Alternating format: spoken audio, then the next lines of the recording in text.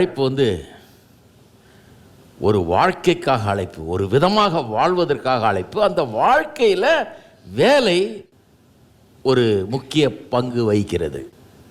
ஒரு நாளைக்கு 8 மணி நேரம் வேலை செய்கிறோம், முக்கிய பங்கு இல்லைன்னு சொல்ல முடியாது. ஒரு வாழ்க்கை வாழ்வதற்காக கடவுள் நம்மளை அழைக்கிறார். we are called to a life, not just to work. ஒரு வேலைக்காக நம்ம அழைக்கல, ஒரு வாழ்க்கைக்காகவே அழைத்திருக்கிறாரு.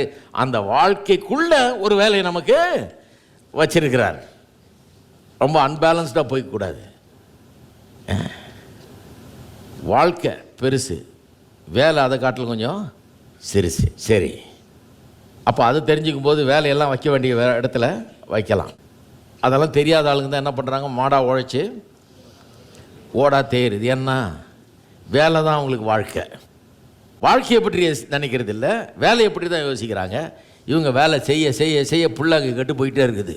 அதை கவனிக்கிறதே இல்லை, அதுக்கிட்ட ஒரு வார்த்தை பேசுகிறது கிடையாது, அதுக்கு ஒரு ஆலோசனை சொல்கிறது கிடையாது, அதை நடத்துறது கிடையாது, குடும்பத்தை சரியாக நடத்துறது கிடையாது. வேலை வேலை வேலை வேலை வேலை அப்படின்னு செஞ்சுட்டு இருந்தா மீதியெல்லாம் கெட்டு போகுது. வாழ்க்கை, அந்த வாழ்க்கையில் ஒரு வேலை. எத்தனை பேருக்கு புரியுது நான் சொல்கிறது?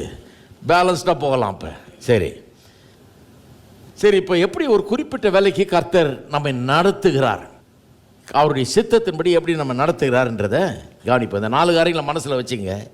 இதன் அடிப்படையில் தான் நாம் இப்போ பார்க்கணும். ஒரு குறிப்பிட்ட வேலையை கர்த்தர் நமக்காக வைத்திருக்கிறார். பரிசுத்த ஆவியானவர் நம்மை வழி நடத்தி அதை குறித்த அறிவை நமக்கு தந்து அந்த வேலைக்குள்ளாக நம்மளை கொண்டு வந்து விடுறார் நம்முடைய வாழ்க்கையில். அதுக்காக தான் ஆவியானவர் கொடுக்கப்பட்டிருக்கிறார். அதனால தான் பாருங்கள், ஆண்டவரோடு உங்களுக்கு இருக்கிற ஐக்கியம் ரொம்ப முக்கியம். இயேசுவை ரட்சகரை அறிந்திருக்கிறீர்களா?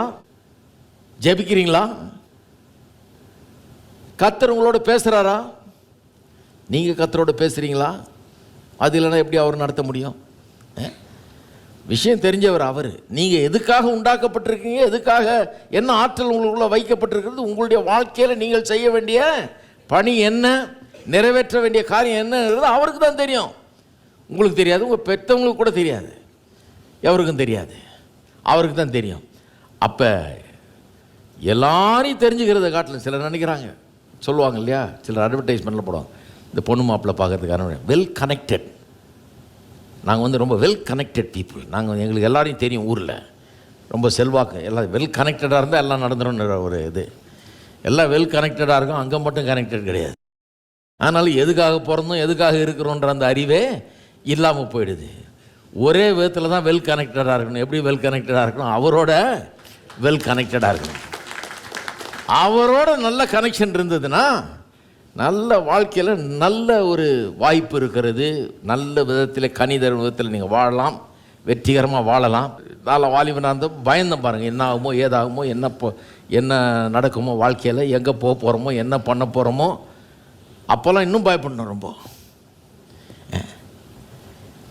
பயந்து கொண்டிருந்தேன் பாருங்கள். ஆனால் ஆண்டவரை அறிந்த பிறகு ஒன்று புரிஞ்சுக்கிட்டேன், பயப்பட வேண்டியதில்லை. ஏன்னா அவரோட கனெக்டடாக இருக்கும்போது அவர் நம்முடைய வகுத்து வைத்த பாதையில் நம்ம நடத்துகிறார். அதனால் வாழ்க்கையில் வாலிபர்கள் சொல்கிற பாருங்க, வயோதிபர்களுக்கும் சேர்த்து தான் இது. உடனே நீங்கள் உங்களை எக்ஸ்ப்ளோர் பண்ணாதீங்க, சின்ன பசங்களுக்கு பேசிகிட்டு இருக்கிறாருன்னு கிடையாது, எல்லாருக்கும் தான் சொல்கிறேன். கர்த்தரோடு கூட உங்களுக்கு இருக்கிற உறவு ரொம்ப முக்கியம். அதனால தான் எல்லா உறவை காட்டிலும் இதில் ரொம்ப கவனத்தை செலுத்தணும். இதில் ரொம்ப கவனத்தை, ஆண்டவரோடு இருக்கிற உறவில் ரொம்ப கவனத்தை செலுத்தணும். எங்கே போகணும், என்ன பண்ணணும், என்ன படிக்கணும், என்ன செய்யணும், எல்லாத்துக்கும் நமக்கு அவருடைய உதவி தேவை. அவருக்கு தான் தெரியும் என்னத்துக்காக நம்மளை உண்டாக்கியிருக்காருன்றதை. அப்போ அவர் நம்மளை நடத்தணும்னா அவரோட நல்ல கனெக்டடாக இருக்கணும் நம்ம. இதுதான் ஆவிக்குரிய ஜீவியம். சரி, அப்போ எந்த வேலைக்காக நம்மளை வச்சிருக்காரோ அந்த வேலைக்குள்ளே நம்ம அவர் நடத்த வல்லவராக இருக்கிறார்.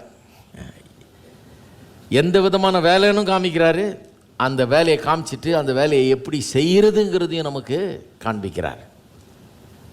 வாட் கைண்ட் ஆஃப் ஒர்க்குன்னு காமிக்கிறார், how to do that work, என்ன விதமான வேலை, எப்படி அதை செய்கிறது, ரெண்டுத்தையும் காண்பிக்கிறார். ஆனால் மோசைகிட்ட முச்செடியில் பேசுகிற மாதிரி என்கிட்ட பேசுவார், பேசலாம். ஆனால் எல்லாருக்கும் அப்படி தான் அழைப்பு வருதுன்றது தப்பு. அப்படி நினைக்கிறது தப்பு, தவறாக போய் விடுவீர்கள். இல்லை யாரோ ஒருத்தர்கிட்ட சொல்லுவார், அவர்கிட்ட போய் நான் தெரிஞ்சுக்கணும். சவுல் கூட அப்படி தான் தீர்க்கதரிசிகிட்ட போனார். கழுது தேடி போனவன் மாதிரி நம்மளும் நம்முடைய வாழ்க்கையில் என்ன நடக்கணும்னு கண்டுக்கிறதுக்கு ஒரு தீர்க்கதரிசியை பிடிக்கணும். அவர்கிட்ட போய் நம்ம அவர் ஜெபம் பண்ணி அவர் சொல்லட்டும் நமக்கு அப்படின்னு சிலர் நினைக்கிறாங்க. கிடையாது, அப்படி கர்த்தர் நம்ம வைக்கவில்லை.